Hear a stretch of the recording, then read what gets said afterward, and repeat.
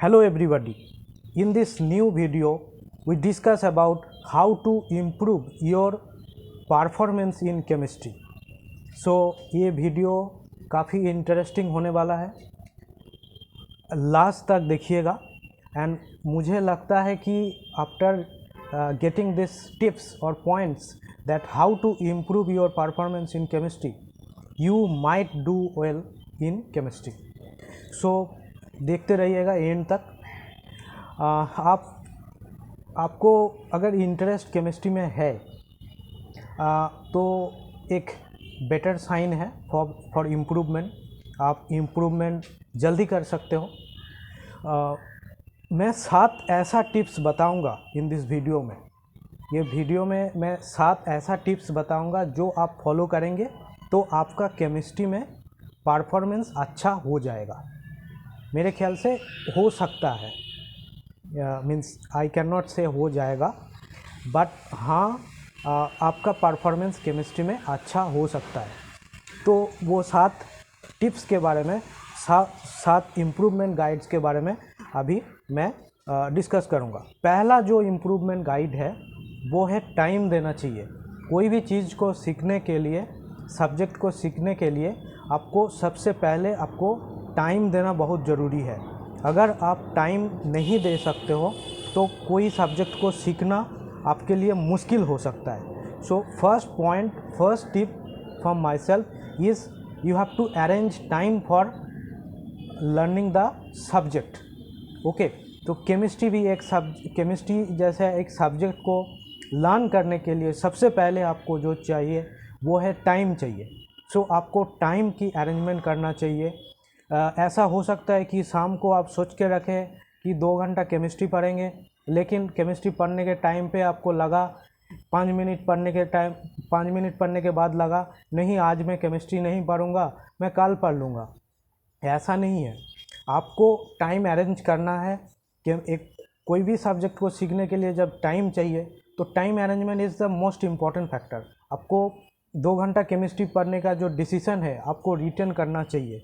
आपको वो केमिस्ट्री पढ़ने के लिए 2 घंटा देना चाहिए। हो सकता है उस दिन आपको अच्छा नहीं लग रहा है केमिस्ट्री पढ़ने में, फिर भी आप टाइम अरेंज करके केमिस्ट्री बुक और केमिस्ट्री स्टडी मटेरियल खोल के बैठो। ऐसा नहीं है मन नहीं लग रहा है तो खोल के बैठो प्लीज़, लेकिन हाँ टाइम दो। कोई भी चीज़ सीखने के लिए टाइम चाहिए। दूसरा जो टिप्स है वो है रीड बुक्स। केमिस्ट्री में अच्छा कोई किताब देखो जो कि बेस्ट सेलिंग किताब है। बेस्ट सेलिंग ऐसा कोई किताब देखो जो केमिस्ट्री के ऊपर है, वो एक अच्छा चलता है, सब खरीदता है। एक अच्छा बुक देखो एंड उसे रीड करो। बुक रीडिंग करने के बाद बहुत कुछ नया चीज़ सीखने के लिए मिलेगा, बहुत कुछ गाइडिंग मिल सकता है एक किताब से। सो बुक रीडिंग करना, केमिस्ट्री का कोई अच्छा किताब रीडिंग करना, ये अगर आप करोगे, केमिस्ट्री में एक अच्छा किताब अगर रीडिंग करने का जो प्रैक्टिस है ये आपको अगर हैबिट बन जाएगा, बुक रीडिंग, एक अच्छा केमिस्ट्री बुक रीडिंग अगर एक हैबिट बन जाएगा तो मेरे ख्याल से ये आपके लिए एक बहुत अच्छा कुछ अचीवमेंट करने का पॉइंट हो सकता है। तीसरा जो पॉइंट है वो है अंडरस्टैंड द बेसिक्स। देखो हर चीज़ में, हर सब्जेक्ट में एक ना एक बेसिक रहता है, बेसिक पॉइंट रहता है। तो केमिस्ट्री सब्जेक्ट में हर चैप्टर्स में केमिस्ट्री में एक बेसिक है। बेसिक नॉलेजेस बहुत इम्पॉर्टेंट। जैसे कि केमिस्ट्री में मान लो कि एलिमेंट्स का सिंबल, फार्मूला,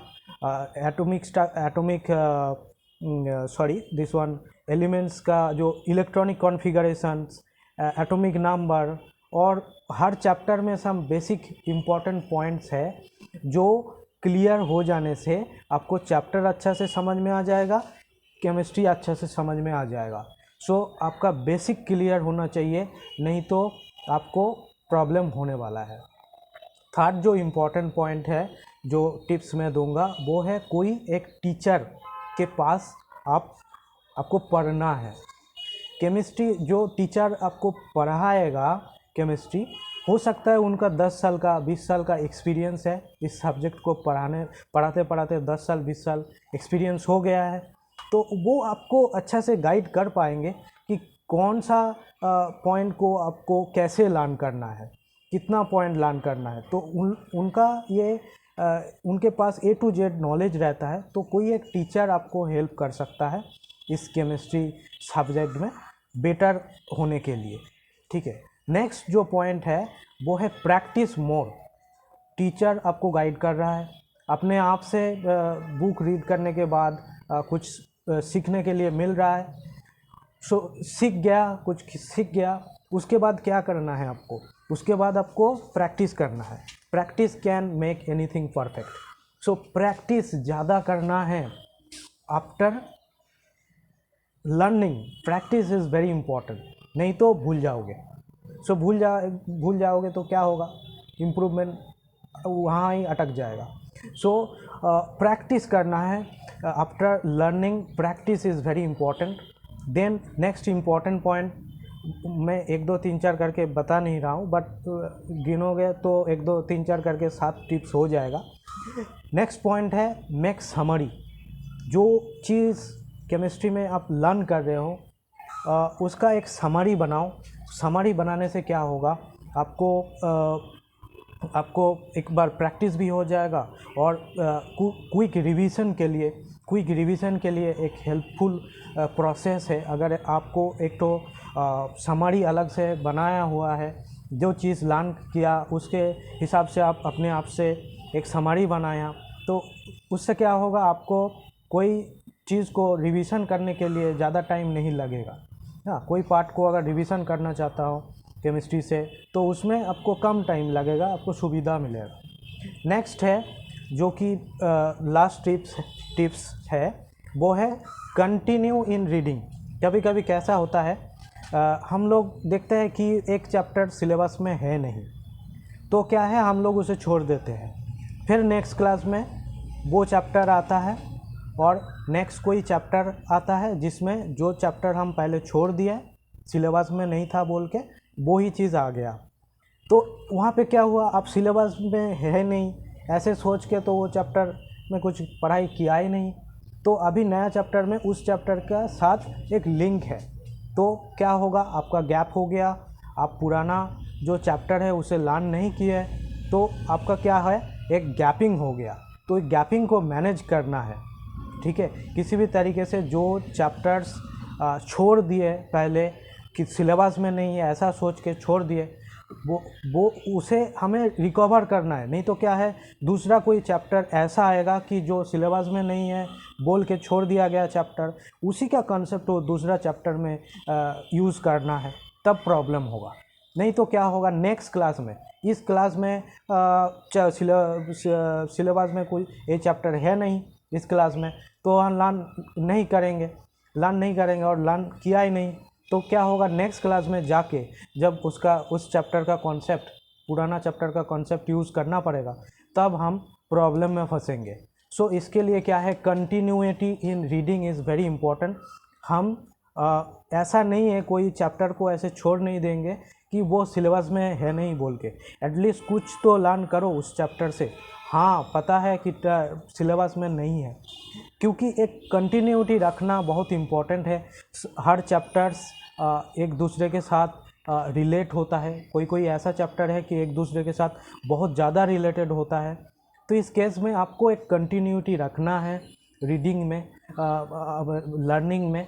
नहीं तो कोई चैप्टर सिलेबस में है नहीं बोल के छोड़ के दूसरे को पढ़ना और दूसरा क्लास में जाके पढ़ने में आपको दिक्कत हो सकता है। सो ये था मेरा 7 पॉइंट्स कि कैसे हम केमिस्ट्री में अपना परफॉर्मेंस, अपना मार्क्स को बढ़ा सकते हैं। मुझे लगता है कि अगर ये 7 टिप्स, ये 7 जो पॉइंट्स मैंने बताया, इस 7 पॉइंट्स को अगर आप फॉलो करेंगे, आप अगर इम्प्रूव करने के लिए कोशिश करेंगे ये 7 पॉइंट्स को, तो आपको केमिस्ट्री में इम्प्रूवमेंट होगा ही होगा। मतलब 100% इम्प्रूवमेंट होगा, आपको इम्प्रूवमेंट ना होने का कोई संभावना है नहीं। सो ये 7 पॉइंट्स ही मैं बताने वाला था, 7 पॉइंट्स मैंने बता दिया। सो कैसा लगा मेरा ये टिप्स, ये कमेंट सेक्शन में ज़रूर बताइएगा। एंड इस वीडियो के अगर अच्छा लगा ये वीडियो, इस वीडियो से कुछ सीखने के लिए मिला तो एक लाइक करना, and don't forget to subscribe and press the bell button. That's it, thank you.